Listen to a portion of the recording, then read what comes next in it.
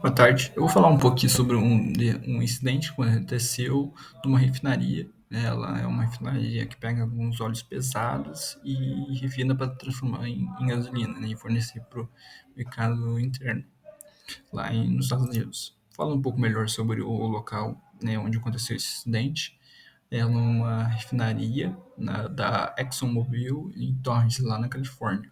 O acidente aconteceu em 2015, foi em 18 de fevereiro de 2015, e que nem eu falei que o acidente aconteceu nessa refinaria de petróleo, né, que transforma o petróleo em gasolina, e o que aconteceu foi uma mistura e acabou acontecendo uma explosão, um incêndio e uma explosão.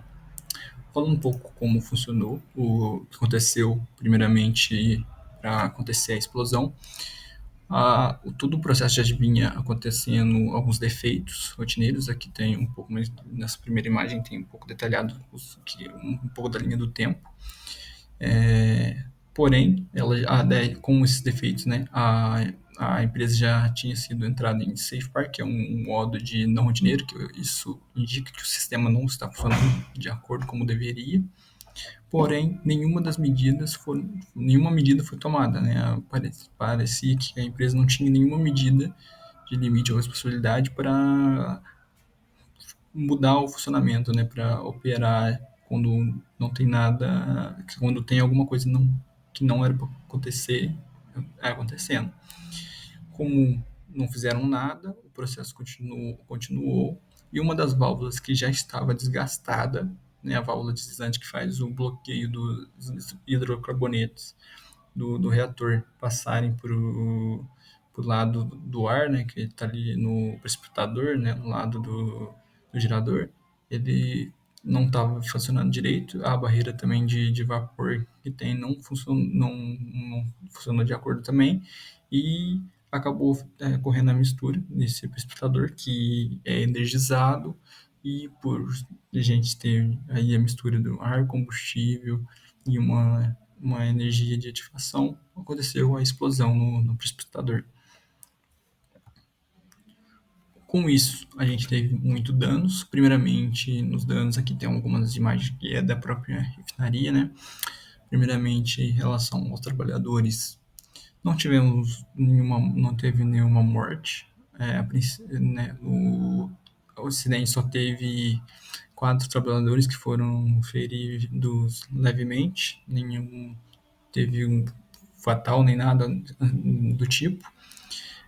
O que nem eu falei, o precipitador, que foi onde aconteceu a explosão, iniciou o incêndio e explodiu, foi totalmente destruído e voou pedaço para todo lado.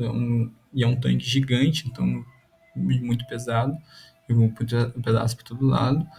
Além de que essa explosão, por ter a mistura de combustível, o ar, tudo, acabou lançando alguns detritos, né, do catalisador aí para os bairros vizinhos. E além também a gente ter a interrupção da refinaria, né, porque é uma refinaria de petróleo que transforma, né, os óleos em gasolina, acabou parando e até aumentando o preço, né, da gasolina na região por ter falta da produção.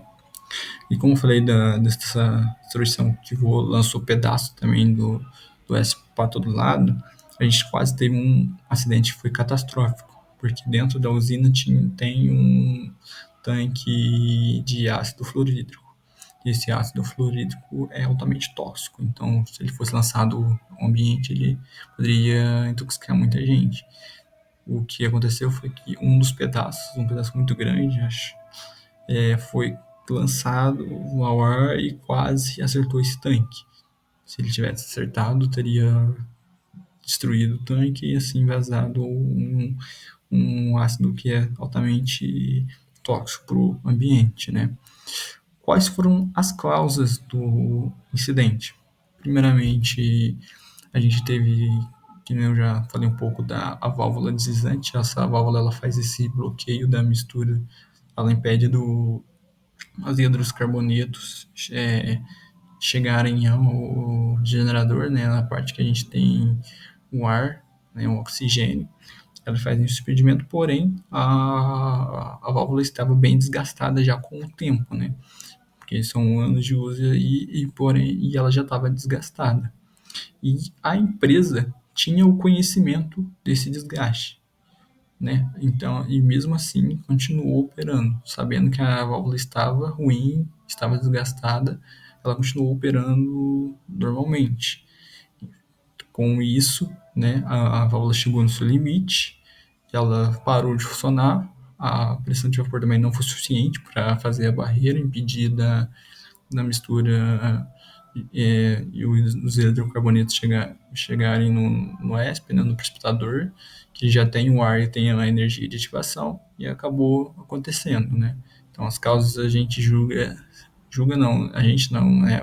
Julgaram ser, no relatório oficial já tem, que é a questão das duas válvulas, dois seguranças falharem, e também, principalmente, o gerenciamento da empresa que não fez nada durante o processo, primeiramente, do Safe Park, né, quando o sistema já acusou de não estar funcionando de acordo, a empresa não adotar nenhum regulamento, nenhuma norma, nem nada, para não ter um planejamento para funcionar de acordo para a operação que seja, ou mesmo que, né, um tamanho de maquinaria teria processos para prevenir, a empresa não fez nada, só continuou funcionando do mesmo jeito, ainda mais com a válvula desgastada, e a gente chegou no que chegou.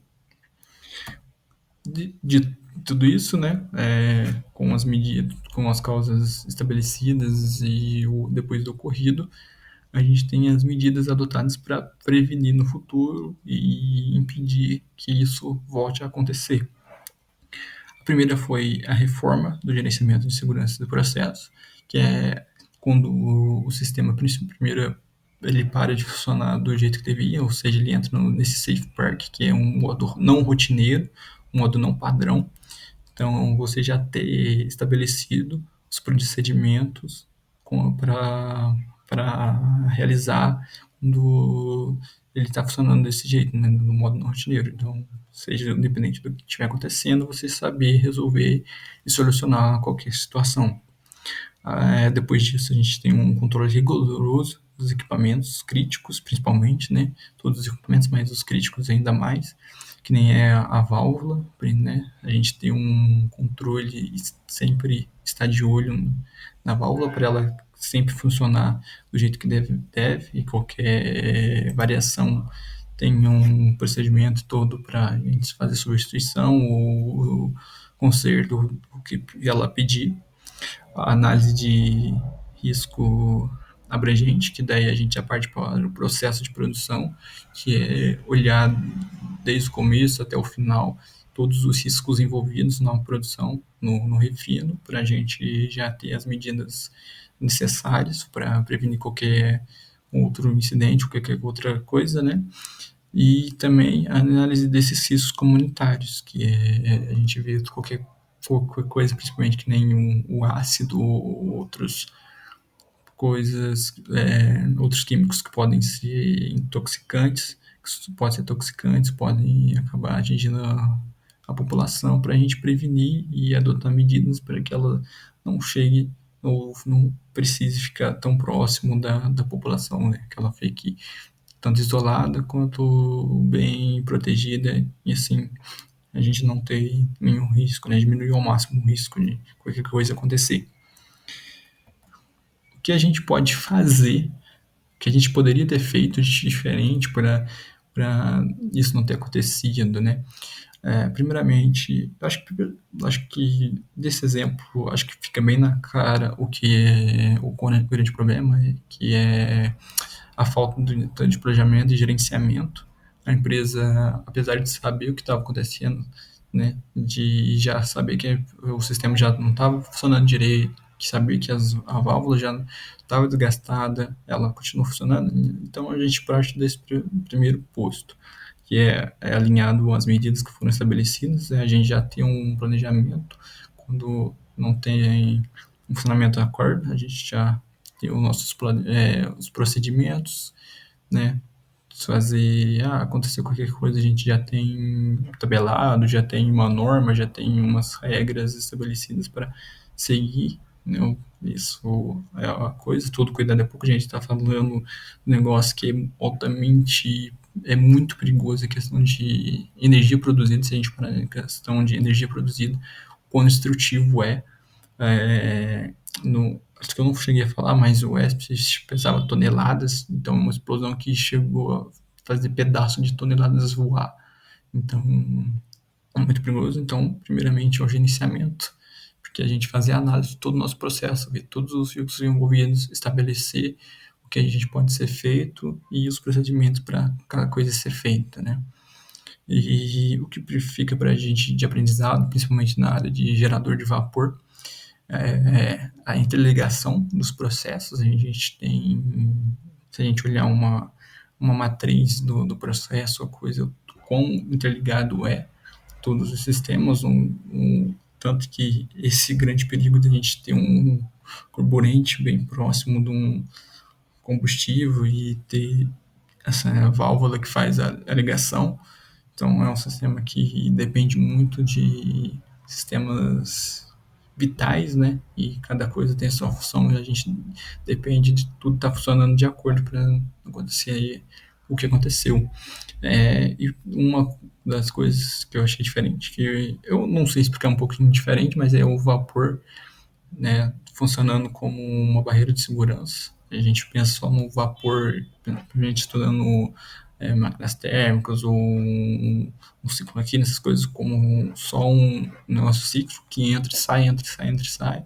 Nesse caso aqui foi citado que o próprio vapor produzido pela caldeira lá, não sei exatamente, eu vou precisar e volto depois para explicar um pouco melhor, se for preciso, e ele funciona como uma própria barreira, caso a válvula não funcione direito, ele suprir um pouco, né? Claro que é tão, não é 100% seguro, mas ele oferece também para impedir a mistura do combustível com o carburante ali no processo.